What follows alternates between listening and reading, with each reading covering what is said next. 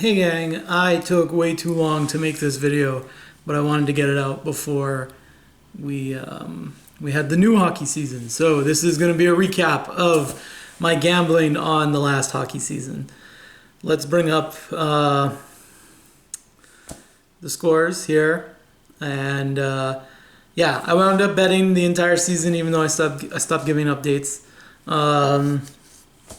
I missed, I think, a total of a few games. We're going to get into it. I have notes down here. Maybe I should do that. Makes it look like I'm looking in the camera.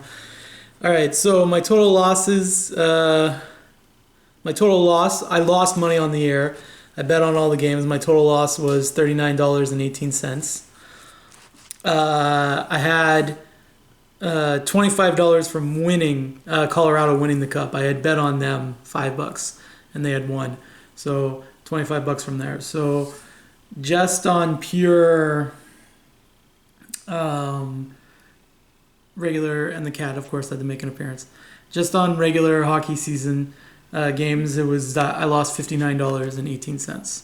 So that was a 60.9% correct, and I missed 6 games. I don't remember all of them, but I do know that I definitely would have won 4 of them. So I would have had 4 more wins, maybe $1 more winning. And the other 2, who knows, maybe I would have lost them. And that would have been $2 loss. But anyway, 29 total weeks.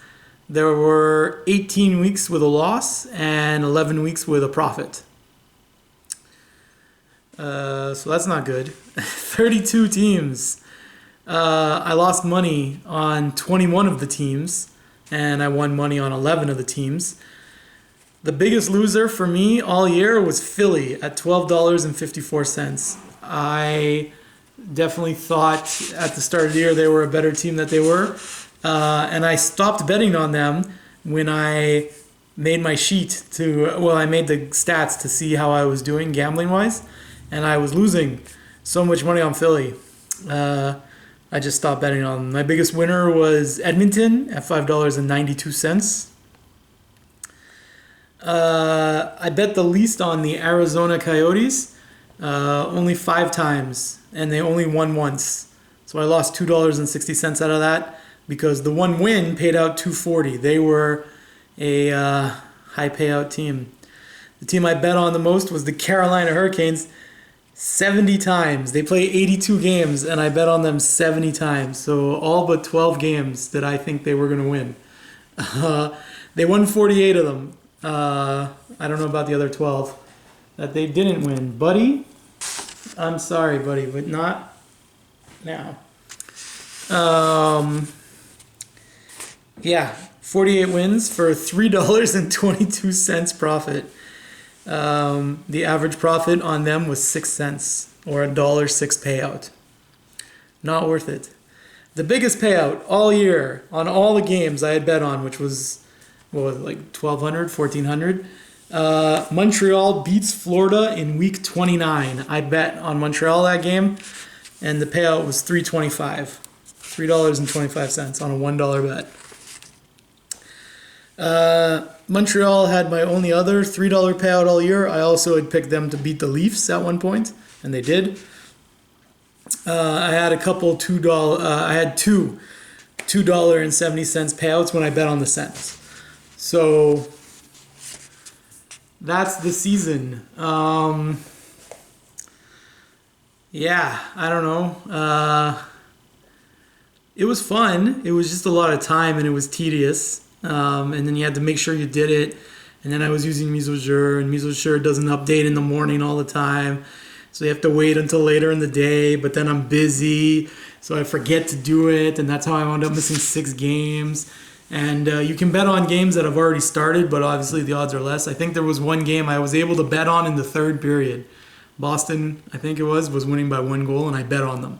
And the payout was like $1.01. But I wanted to say I bet on the game. I wouldn't do this again. It's hard to make money gambling, right? You have to be very good at it.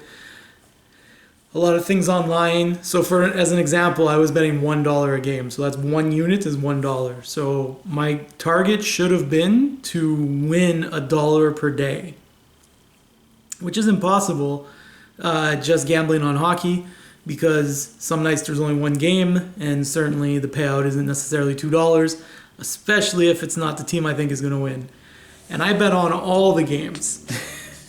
So to win $1 per day, it's not a good way to do it. A smarter way to do it would be to say have a $10 unit, and then, only gamble on days when you know you can win $10, which isn't easy, but at a 60% win rate, I think it is. If I do this again, I might only bet on Sens games, only the Ottawa Senators, because that's fun for me. I care about the games already, so it'd be weird if I bet against them. And the Sens are a much improved team now. In theory, our top six is very, very good. Assuming nobody gets suspended, our top six is very, very good. So one of the best top six in the league, I think. Top 5, top 6 in the league.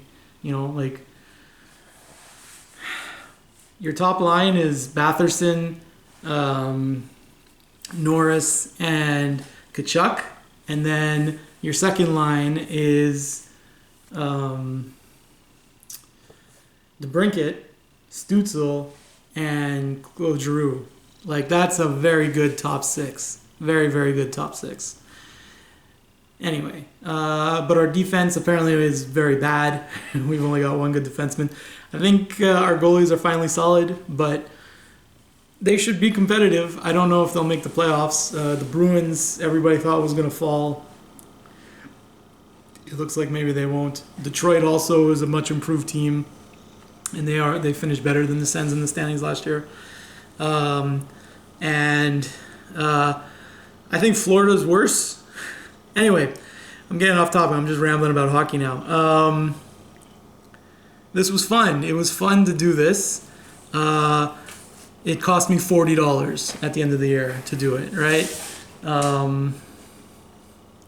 Does that matter? I don't think so. $40 is $40. So I'm okay with this. I think, like I said, if I were to do this again, I would probably bet on the 82 Sens games, or I would do gambling correctly and pick instead of because there are nights when it's and tonight Pittsburgh faces Washington. That's a pick'em game, right? I wouldn't gamble on a Pittsburgh-Washington unless Washington had lost 3 in a row, Pittsburgh won 4 in a row, and then who's injured, who's not. You can factor all that stuff in. I think, I would go about it differently, and my 60% could be closer to 90% if I only picked on the ones I thought I knew, and not the feeling like I knew. I wanted to wrap this series up before the new season started, and I've done that. My cat's been a jerk the whole time. Go watch the whole playlist. And gambling is fun. Thanks for watching.